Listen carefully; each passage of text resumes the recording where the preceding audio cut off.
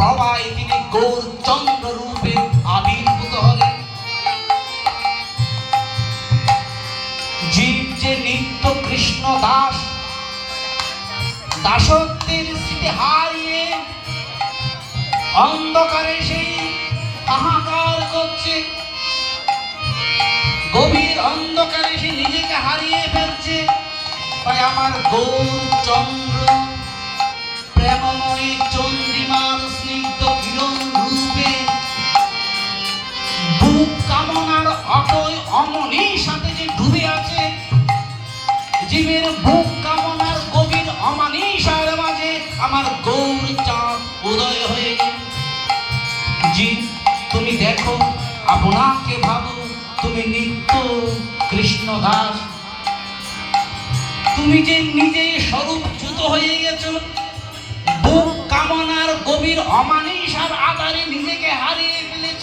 তাই গৌরচাঁদ গৌরচন্দ্র চাঁদের চন্দ্রিমা বিতরণ করে, অনন্ত প্রেমের সুস্নিগ্ধ কিরণ বিতরণ করে জীবের আত্মস্বরূপকে জাগানোর জন্য। তিনি গৌরচাঁদ গৌরচন্দ্র, সে গৌরচন্দ্রের অনন্ত রূপ মাধুরী দেখে আজকে নদিয়ায় গৌর প্রেয়সী না ধরি, সংসারের সব কিছু ভুল হয়ে গেল, আর তন্ময় দৃষ্টিতে গৌরের রূপ মাধুরী শুধু ভাবছে, শুধু ভাবছে। তো গৌর প্রেয়সী না ধরিতে আর একজন গৌর প্রেয়সী না ধরি জিজ্ঞাসা করল, সখীরে তুই সুরধনীর তটে কি দেখেছিস? তুই যে সুরধনীতে জল ভরতে গেলি, তাতে যে তোর যে হাব ভাব, অনিত্য বিষয় সংসারের প্রতি তোর আর মন ভরছে না, মন যেন উদাসী আনমনা। কাহার লাগি কেন তোর এমন হলো?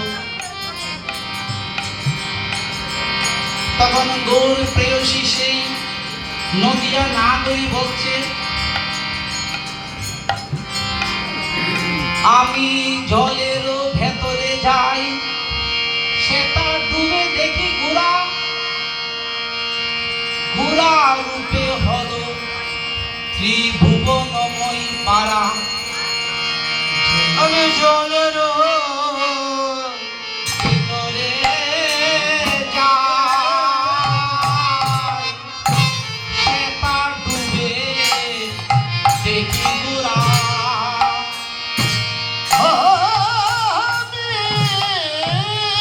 জলের ভিতরে যাইয়া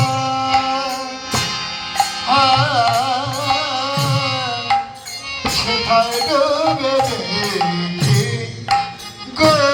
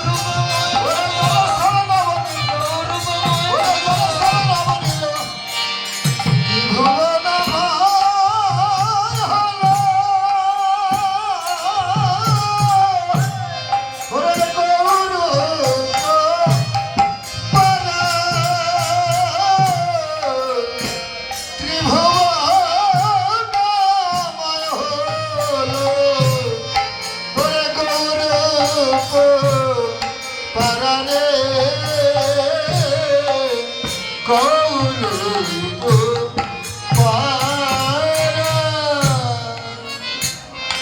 নদিয়ার সে গৌর প্রেয়সী নাগরী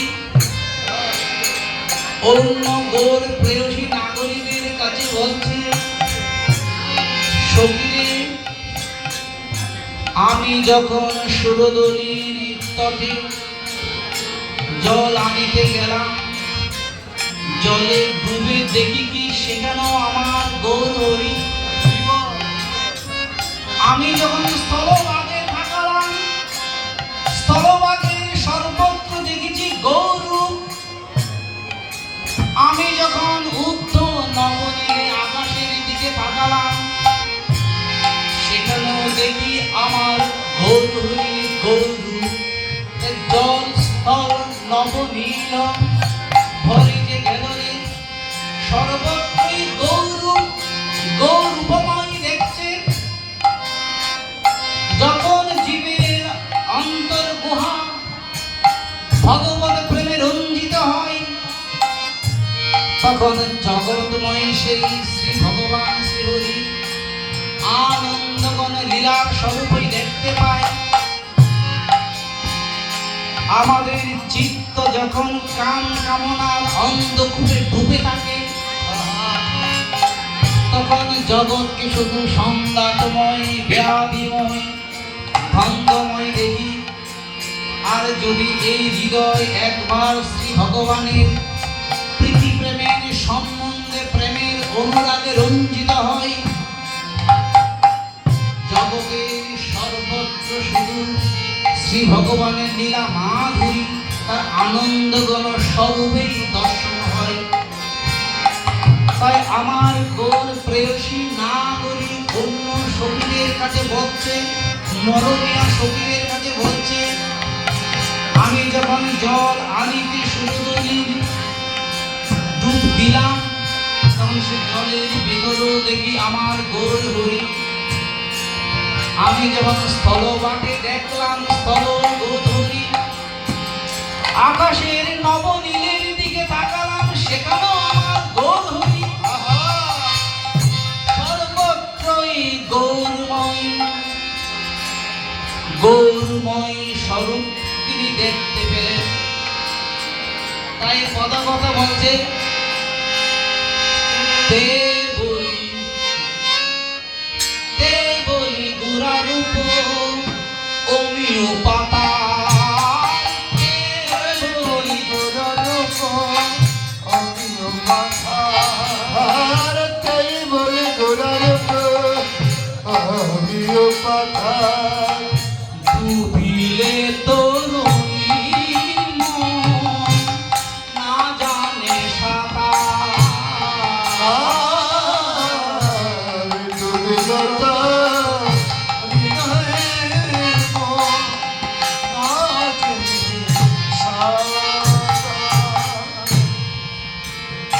বলছে, তে বলি গোরা রূপ অমিয় পাথার, ডুবিলে তরুণীর মন না জানে সাঁতার।